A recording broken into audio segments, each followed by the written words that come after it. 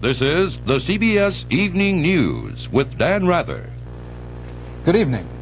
The Soviet Union announced today that after 22 days of maneuvers, the Warsaw Pact military exercises in and around Poland are completed, and the troops have returned to their bases. This abrupt end of the prolonged war games, seen as a potential invasion force into Poland, came as Soviet President Brezhnev appeared, at least temporarily, to put those invasion fears to rest, saying that Poland is able to deal with its own problems. In Washington, the State Department welcomed Brezhnev's remarks, but cautioned that despite the end of the communist war games, there continues, quote, an unusual level of military activity in the area. Brezhnev's surprise endorsement of Warsaw government efforts to restore labor peace was made at the Czech Party Congress meeting in Prague, and Tom Fenton is there. If this speech was the reason Brezhnev came all the way to Prague, it raised almost as many questions as the trip itself. The Soviet leader barely mentioned Poland, and then only in the most conciliatory tones. The Soviet Union was Poland's friend and ally, and he believed the Polish communists would overcome their difficulties. What also was surprising was what Brezhnev did not say. He did not say, as the Czechoslovakian leader Gustav Husak suggested yesterday, that the situation in Poland was getting worse, or that the Soviet Union might feel compelled to intervene. Most of Brezhnev's speech was on the theme of the Soviet Union's efforts for peace and arms control. Attending the Congress has obviously been an effort for the aging Soviet leader. He appeared half asleep this afternoon when Polish Central Committee Secretary Stefan Olszewski spoke. Olszewski insisted the Polish Communist Party will find the will and the power to overcome the country's social and economic crisis. Czechoslovakian officials said Brezhnev will spend the next 3 days here sightseeing and meeting with local and foreign delegations. Brezhnev's presence here has not reassured some Czechoslovakians, who privately make comparisons with the Prague Spring of 13 years ago. They recall a secret Soviet-Czechoslovakian summit in Warsaw 5 days before the Soviet tanks rolled into Prague, and wonder if Polish leader Stanislav Kania might still meet Brezhnev here in Prague. Foreign observers here have at least a dozen theories about why Brezhnev came to Prague, none of them totally convincing. The simplest explanation now is that he is trying to defuse the situation. But of course, he could also be trying to lull the Poles into a false sense of security before an invasion. The truth is, no one who is not privy to Soviet secrets really knows why Brezhnev is here. Tom Fenton, CBS News, Prague. Brezhnev's speech and the end of the military exercises were, of course, welcome news in Poland, where concern has been growing that Moscow might act forcibly to put down the Polish labor rebellion. We have two reports, beginning with Doug Tunnell in Warsaw. Polish state television carried the Brezhnev speech without editorial comment, but more than one Warsaw resident welcomed the Soviet leader's remarks with a sigh of relief. It would appear that one of solidarity's strategies has paid off. For days now, union activists have been counseling calm, urging members bent on continuing confrontation with the government to change their ways, for the moment at least. It has been a time, union officials say, to consolidate gains and not go after new ones. Government spokesmen, too, have played down any hint of crisis. They have criticized what one called an artificial hysteria in the West about any Soviet threat to Poland. Meanwhile, the Polish Communist Party has been publicly active, using the state media to get the message across that it is at least trying to offer viable alternatives to the independent union movement. The objective was to gain time, and Poland's leaders appear to have succeeded in doing so. Government officials said tonight that it was not by accident that the Warsaw Pact maneuvers in and around Poland ended on the same day that Brezhnev spoke in Prague. They say that the Soviets have just made an important gesture of confidence in the Polish Communist Party and its ability to solve its own problems. Now, of course, it remains for Poland's leaders to prove that that confidence is warranted. Doug Tunnell, CBS News, Warsaw. Soviet television broadcast Brezhnev's speech live, but at one central Moscow television store at least, there was little interest. Many Soviet people are unaware of the heightened Western concern over possible Soviet action against Poland. Those who are believe that any announcement would come after the fact, and certainly not from Brezhnev himself. Western diplomats here saw Brezhnev's speech as an indication that no Soviet move against Poland is imminent, but that it remains a real possibility. The immediate pressure seems to be lifted, said one diplomat. It looks like the Poles have one more chance. Brezhnev's words, in the view of Western analysts here, fell short of a full statement of confidence in the Polish Communist Party leadership. This was seen, they said, from the phrase, Polish communists will be able, one should suppose, to give a fitting rebuff to the designs of the enemies of the socialist system. Said one Westerner, one should suppose doesn't inspire much confidence. Particularly worrisome, according to the analysts, was Brezhnev's comparison to the Polish situation today with Czechoslovakia before the 1968 Warsaw Pact invasion there. The belief now among Westerners here is that Moscow is still intimidating Poland, and that it will only act if there's a breakdown in law and order. Gordon Josoloff, CBS News, Moscow.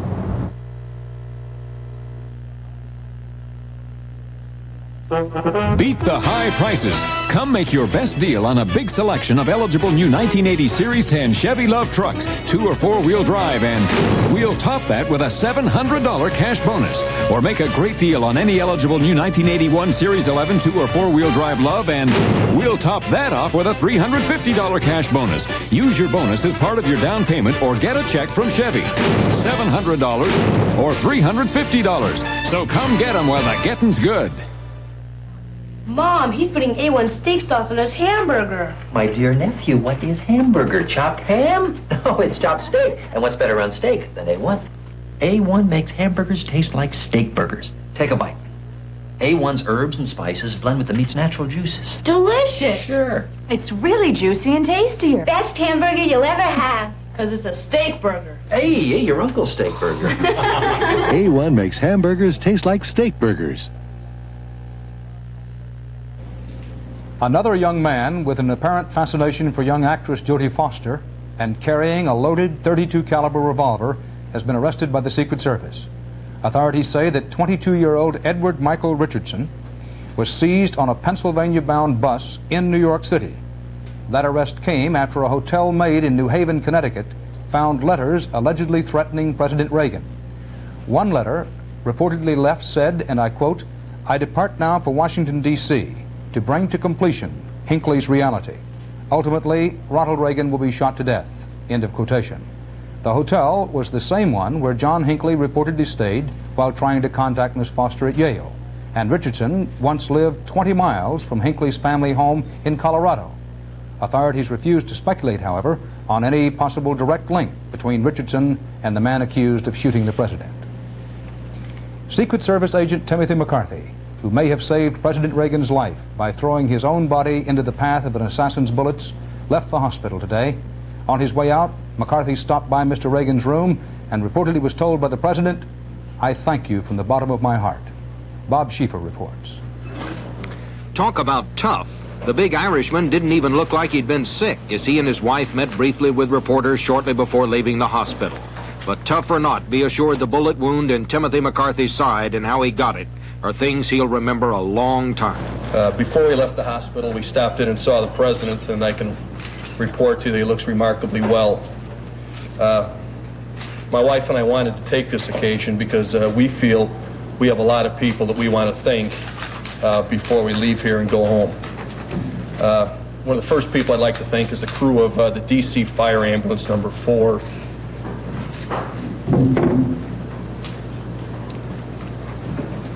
And the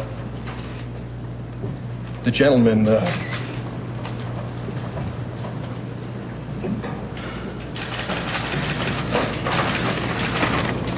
helped me on the street when I was shot.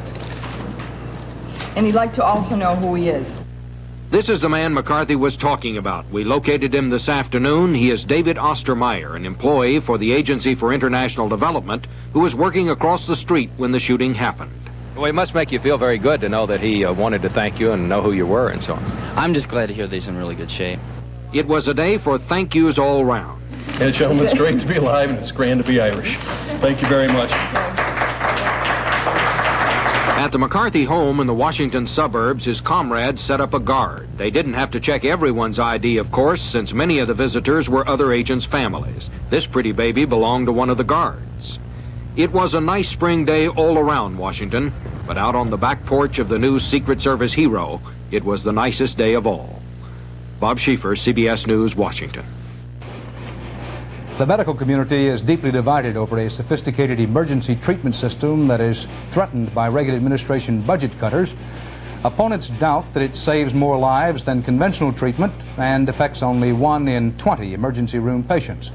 But as Nelson Betta now reports, there seems little doubt that one life that system saved is the president's own. The Reagan administration wants to trim a program which doctors say may have saved the president's life and that of Press Secretary James Brady. Shock trauma centers, such as the one at George Washington University Hospital, received federal startup money from a program which would be sharply weakened in the administration budget. Deaths from traumatic injuries and illnesses are reduced by as much as 20% when victims are treated at trauma centers, doctors told a House subcommittee. Prior to 5 years ago, few cities were prepared to manage problems like the one President Reagan presented. Even today, he may have died in many places in this country. This time, the president was lucky. He was injured in an area of the country where a trauma system exists. Next time, it could be but a few miles from here or in many, many counties throughout the United States.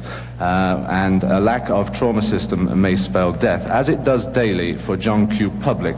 Would each of you agree with the statement that Dr. Hunt made, that if Ronald Reagan were not president of the United States and if James Brady had not been shot in Washington, D.C., that the chances were most likely that they would have died? I think there's a high probability there, yes.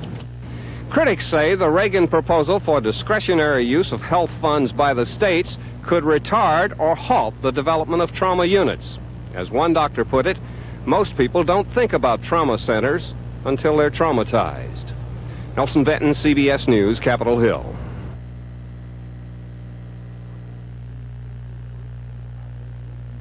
Presenting things denture wearers hate about denture adhesives. I hate the grit. I hate the taste. I hate the goo. Presenting Liquid Dentrol, one adhesive you're gonna love. Just a thin stream of easy-to-apply Liquid Dentrol holds dentures without all the gummy, gooey, gritty mess you hate. It feels smooth. Hey, nice taste. I love it. Liquid Dentrol, so pleasant to use, you'll love it. How are we coming, dear? Just fine. Darn these hands. Your minor arthritis pain is acting up. What this pain needs is Bayer aspirin, 100% pure pain reliever, 100% pure aspirin. And remember, for arthritis pain, doctors recommend aspirin 4-to-1 over any other non-prescription medication. Honey, you look terrific. For hours of relief, Bayer aspirin, 100% pure pain reliever for arthritis pain. A medical report tonight says President Reagan's vexing high temperature returned to near normal last night and has remained that way. But he is continuing to receive stepped-up antibiotic treatment. More on the president's condition and activities from Bill Plant. The president is not now expected to leave the hospital before Friday at the earliest, and he will cancel his planned trip to California and Mexico later this month. The time and place of his meeting with Mexican President Lopez Portillo will be rescheduled. The reason behind all this? The extremely optimistic medical reports of the past week have been tempered slightly by the fever which Mr. Reagan ran over the weekend. Mrs. Reagan and the staff are now agreed there is no need to push the president into a busy schedule. Mr. Reagan's temperature was reported near normal overnight and through the day, but there is no longer speculation about an early return to the White House. I think people are being appropriately conservative. We're making our assessments day by day, and we're hopeful that things will progress right along. Possible by the end of the week. Oh, lots of things are possible. I would hope so, but let's wait and see. The president began the day with his usual staff meeting and met later with FBI Director William Webster prior to being interviewed privately for 28 minutes by 2 FBI agents about the shooting. Earlier today, business as usual at the White House came almost to a halt. Everyone packed together under a banner wishing the president and the 3 other wounded men well. White House spokesman confirmed tonight that they have asked local media not to publish the vice president's schedule. but said that they had not yet made any such determination about the president's schedule when he returns. A copy of Mr. Reagan's schedule was reportedly found in the hotel room of the accused gunman. Bill Plant, CBS News, the White House. The House Budget Committee today dumped President Reagan's budget cut plan in favor of its own, written by Democrats. But as George Herman reports, the fight is far from over. With the Democrats firmly in control, the committee took up the budget numbers proposed by Chairman Jim Jones. Ranking Republican Delbert Latta proposed new figures, restoring President Reagan's request. The Democratic ranks held firm with only a single defection. On this vote, the ayes are 13, the nays are 17. The substitute is not agreed to. The debate was marked by an odd role reversal, with the Democrats arguing the dangers of the president's large budget deficit, and the Republicans saying that was no problem at all. Frankly, I am very much concerned about the very radical departure of the minority on the position of this deficit. And as a matter of fact, when Ronald Reagan was running, it was his full position, and the American people believed him, that he'd balance the budget. And I doubt very seriously if very many of them thought that he was going to have a $50 billion deficit this year.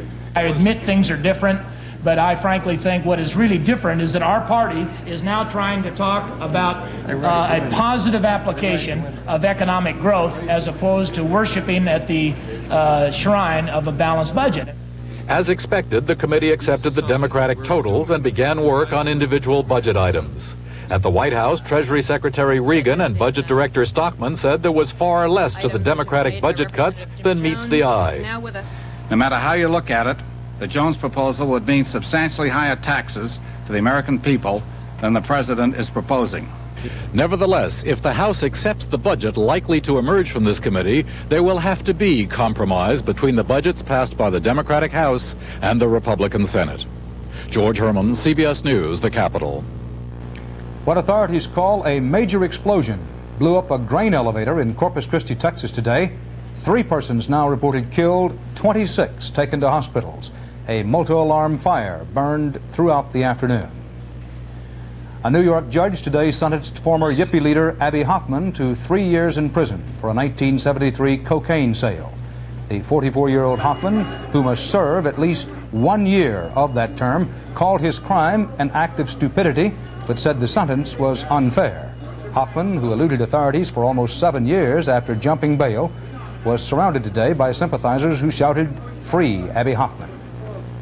Technicians worked through their rest period today, making repairs to get the Space Shuttle Columbia back on schedule for a dawn liftoff Friday. A spokesman said, at this time, there's no trouble meeting that date. But Air Force weathermen said gusty winds along Florida's east coast are raising concern that weather could delay that launch. The stock market was mixed today.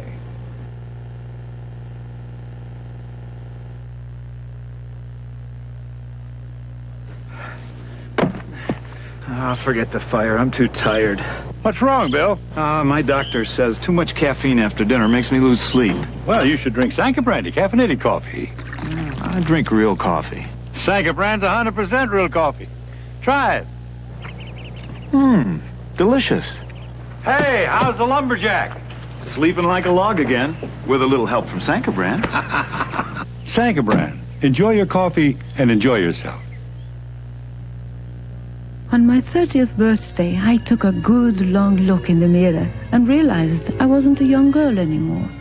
That's when I discovered the secret of oil of Olay.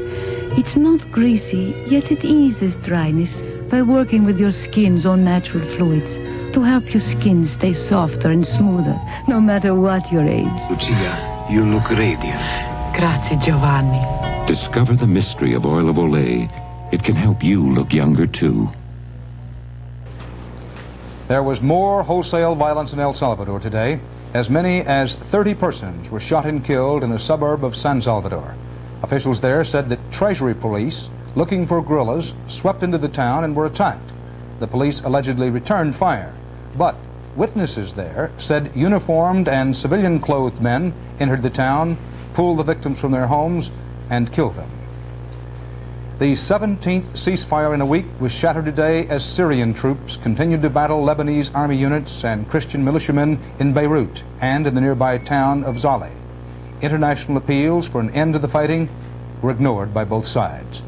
One of those appeals was made by Secretary of State Haig, who arrived in Riyadh, Saudi Arabia, to discuss Middle East security, something that is undermined by the Lebanese fighting. Robert Pierpoint reports. Haig's visit to Saudi Arabia, probably the most important stop on this trip, is being overshadowed by the continuing violence in Lebanon. The secretary hopes to persuade Saudi officials to put pressure on Syria to halt that fighting. The Saudis may be able to do so by threatening to cut off some of their sizable financial support to Syria.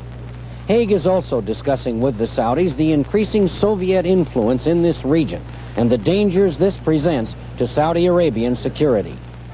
To enhance that security, Saudi Arabia has been pressing the United States to sell it an Advanced Warning and Control, or AWAC, system, similar to the one now being operated by the U.S. Air Force here. The Reagan administration will allow the Saudis to buy 5 AWAC aircraft and 7 refueling tanker planes to be delivered in 1985. But the Israelis are fighting the plan as a threat to them. They are determined to block it in the U.S. Congress. To make the sale of the system more palatable to Israel, U.S. officials are hinting that it will be many years before the Saudis are able to operate and maintain such a sophisticated military system. And meantime, it will essentially remain under U.S. control.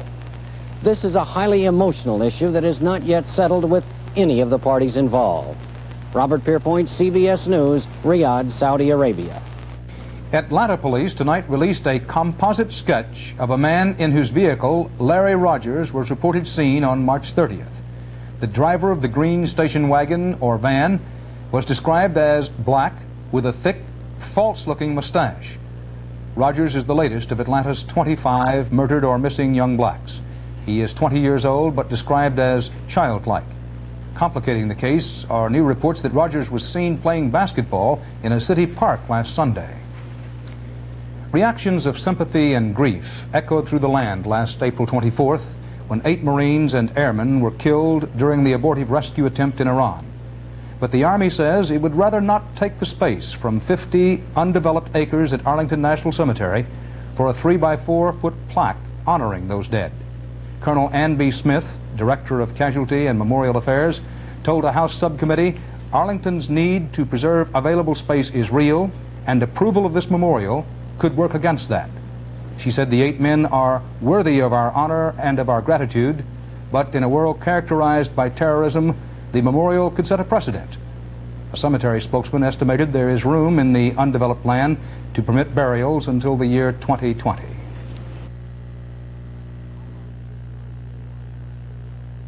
How long does a John Deere lawn tractor last? 10 or 15 years is not unusual, which means with ordinary use, you could mow a path from New York, across Pennsylvania, through Indiana, Missouri, Kansas, Colorado, Utah, all the way to the West Coast. Imagine mowing clear across America. Just think how many times you could mow your lawn. John Deere, you may pay a little more, but they'll last. Maintaining your car, your boat, and your home just isn't enough these days. You need a maintenance program for your insurance, too. So look in the yellow pages for the professional who can give all your insurance a complete checkup. Your independent Safeco agent will make sure your coverage is in the pink. And chances are, trim costs, too. With Safeco, insurance for careful people. Banking is changing its ways. Interest on checking, computers, and bankers are pressing for legislation to permit other changes. But there are old ways of doing business the banks don't seem to want changed. Bruce Morton explains. One of those old ways might be called the bank took my money. Why should you charge you for forgetting about something? 12-year-old Keith Norby of Duluth, Minnesota is something of a go-getter, delivering papers while other kids play. Back in 1969, when Keith was born, his parents opened a little savings account for him. The Norbys put up $3, the bank put up $2. It was a promotion they called the Junior Banker Program. The Norbys forgot all about the account until 2 years ago, when Keith started earning money from his paper route. They found the old account book, and they went to see what had happened to Keith's money. Answer, the bank had taken it all in service charges. Keith had no account anymore and no money. He was very, just about out of his mind, calling the bank a robber and saying that they had stolen his money, and I tried to get him out of the bank as fast as I could and held my hand over his mouth.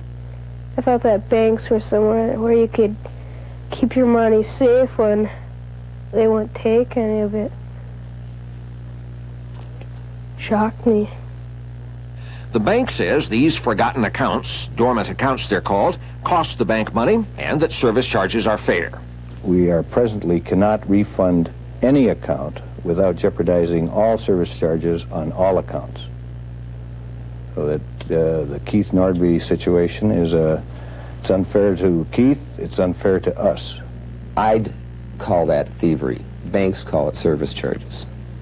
The Norbys never heard from the bank, never knew it was using up Keith's money. State Treasurer Lord says there's a lot of that. Here's a bank that claims they cannot find the state of Minnesota, which they're holding about $1,000 for. Here's a bank over here that couldn't find the state treasurer of Minnesota, and they make the report to the state treasurer of Minnesota. Here's a national bank in Minneapolis that is unable to find another national bank in Minneapolis.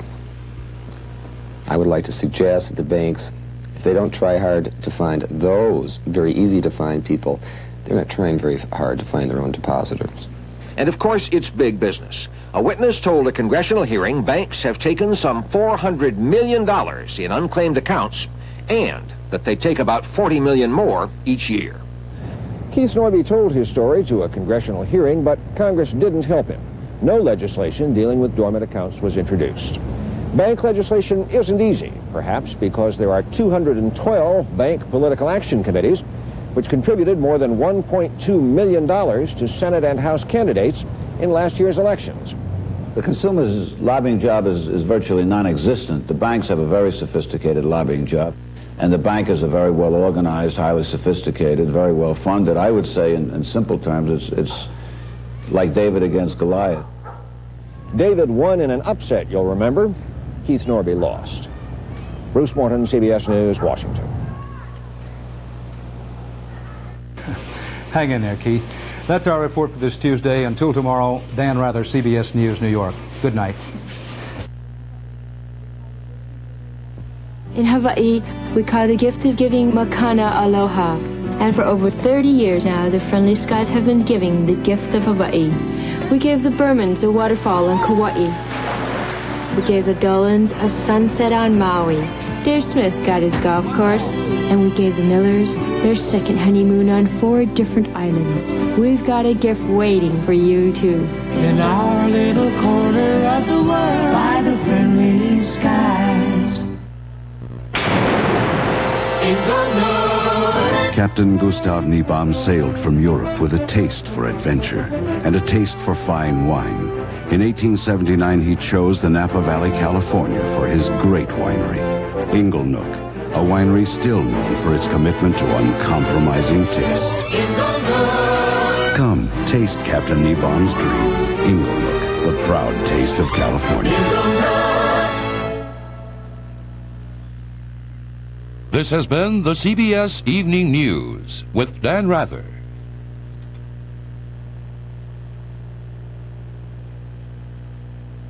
This is CBS. Those gambling pinball machines may get a reprieve from state lawmakers. The story coming up next on Eyewitness News. Geno's, the frozen pizza with the crisp and tasty crust you can trust. Gino speaks with forked tongue. No, trust me. A Geno's pizza is brave, loyal, honest.